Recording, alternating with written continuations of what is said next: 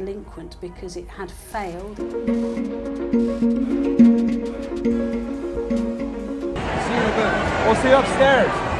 Hey, Harry. Oh, honey, if Harry and Meghan thought the California sun was heating up their drama, wait till they felt the frostbite from New York. Because, let me tell you, the Big Apple didn't just chill, it froze solid. The city that once rolled out red carpets for the Sussexes has officially turned its back. And no, this isn't your usual PR snub or a Fashion Week side-eye. This is bigger, messier, and dripping with humiliation. Their so-called New York redemption tour, completely blown to bits. Why? Because a scandal has erupted around Harry's oh-so-precious charity. And it's uglier than any royal feud. The same city that once cheered their fresh start has slammed the door shut, and baby, the message is loud and clear. New York has no time for the Sussex circus. As our network grew, we've seen the full scope of what we're facing. We have witnessed the explosion of unregulated artificial intelligence, heard all stories from heartbroken families, and watched parents all over the world. Let's rewind a little, shall we? Remember when Harry and Meghan swooped into New York last year, acting like the second coming of JFK and Jackie O? Chauffeured cars, designer threads worth a small fortune, paparazzi, coincidentally, waiting at every exit. Oh, they worked that entrance. They strutted into UN meetings like it was Buckingham Palace 2.0, shaking hands with city leaders, turning charity appearances into what could only be described as mini royal tours. Minus the actual royalty part. It was all, look at us. We're still important. We still matter. And for a minute, people kind of bought it. Until now. With that event, you guys may have seen the pictures, you guys may have seen the video. But fast forward to today, and oof, the vibe has changed. What started as curiosity turned to exhaustion, and now, full-blown rejection. Event organizers, sponsors, even political figures have quietly started ghosting the Sussexes. Why? Because apparently the golden boy of giving back has been playing fast and loose with donor money. Yep, reports just dropped exposing wild inconsistencies in Harry's charity finances. We're talking missing receipts, fuzzy consulting fees, and some eyebrow-raising payments that, surprise, surprise, loop back to Meghan's Hollywood pals. You could maybe brush it off as sloppy accounting, right? Except, this isn't the first time people have whispered about shady stuff happening behind the Archwell scenes. Word's been out for months that veteran groups never saw a penny from those hyped-up charity collaborations, and when Page Six got involved, whew, an insider flat out said, there's smoke and there's definitely fire. Translation, people are catching on that Archwell might be more about image than impact. And baby, when New York turns its back on you, it's not just bad, it's catastrophic. The first big blow, their invite to a prestigious Manhattan fundraiser suddenly got canceled. Meghan's team blamed scheduling conflicts, but the real tea, organizers didn't want to risk the optics. One PR exec literally said, they're toxic right now. Nobody wants to be seen giving them a platform. And like a domino effect, sponsors started vanishing, friends went silent, and those glamorous invites, poof, gone.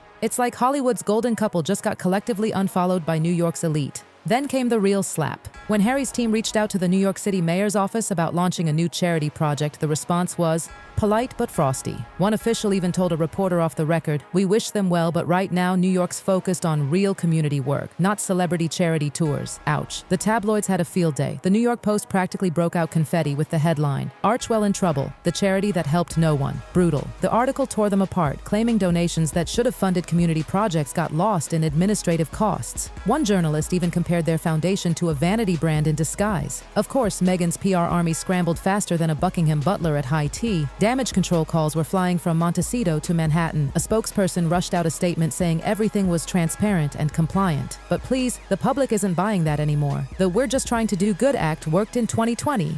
In 2025? Not so much. After years of lawsuits, hypocrisy, and endless rebranding stunts, America's over it. Especially New Yorkers. They can smell fake from a mile away. People still remember that wild car chase story. When Harry and Meghan claimed they were nearly killed by paparazzi after an award show, the NYPD had to come out and say, it wasn't exactly a chase. Ever since then, they've been the punchline of every late-night joke. But this time, it's not funny. It's career-ending. The whispers got louder when a UK charity commission released a report hinting at irregularities in one of Harry's earlier foundations. And while some outlets tried to spin it in his favor, the damage was done. Major charity networks started backing away. A partner organization told Vanity Fair, You can't preach transparency when your books look like a crossword puzzle. And Meghan's favorite social scene? Meghan's vanished. The Hamptons parties, Soho House invites, even the private luncheons, gone. She used to be the guest of honor. Now she can't even get on the list. Sources say her inbox is crickets. Meanwhile, Harry's spiraling. One insider told The Sun he's been snapping at staff, feeling totally blindsided by how bad this has gotten. Apparently, he's terrified his humanitarian image is officially toast. The one thing he thought still earned him respect. And just when they thought it couldn't get worse, it did.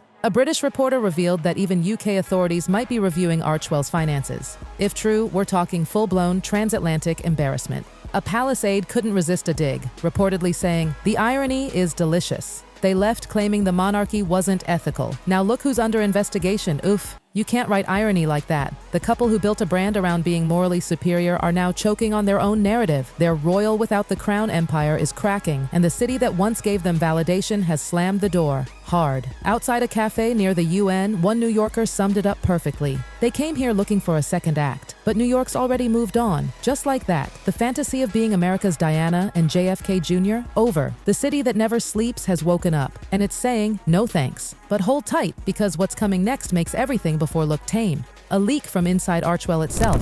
And baby, it's about to expose who's saving themselves and who's going down with the ship.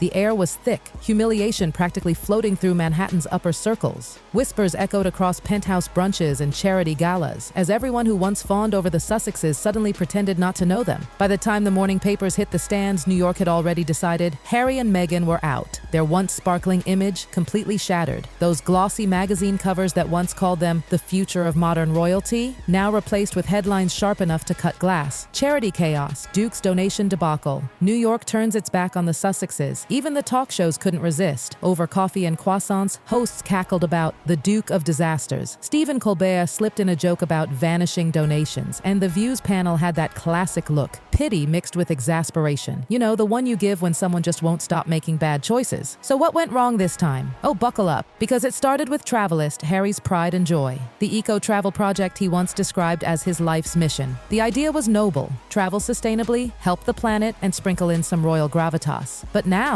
whistleblowers were coming forward with receipts that didn't add up. According to leaked documents, funds meant for green initiatives in Africa and South America had mysteriously gone nowhere. Instead, the money seemed to be rerouted toward, wait for it, consulting fees, brand development, and impact summits. Translation, luxury events and PR fluff. Oh, and guess what? Some of those pricey consultants just happened to have ties to Meghan's Hollywood circle. One branding expert was reportedly paid 6 figures to reimagine the Duke's philanthropic identity. 6 figures. To tell Harry how to smile on camera? Girl, please. The New York Charity Board was not amused. Neither were the donors who had forked over money, believing Harry's emotional speeches about protecting the planet for Archie and Lilibet. By midweek, major sponsors were already ghosting. The big names, the Met Gala, the Robin Hood Foundation, Bloomberg Philanthropy, all suddenly at capacity. Translation, don't even ask. And behind closed doors, Meghan was furious. Months of planning their New York comeback had just gone up in flames. Every detail, every outfit, every candid coffee stroll, every carefully planted interview, all meant to rebrand them as America's favorite do-gooders. And just when the spotlight was turning in their favor again, boom, scandal, headlines, hashtags. According to a Page 6 insider, Meghan had been planning a massive Manhattan charity gala for later this year, a glittering night to crown her as the compassionate Duchess of the people. But after the Travelist fiasco, the sponsors didn't just back out, they vanished. One PR executive said it bluntly, no one wants to be associated with them right now. Not in New York, not in LA. Nowhere, rumor has it, Meghan was storming around their Montecito mansion like a tornado, clutching her phone, firing off angry emails, demanding answers. And the tabloids? Oh, they feasted. The story spread faster than wildfire. Hashtags like hashtag Sussex scam and hashtag Archewell exposed started trending on X. And poor Harry, for him, this hit different.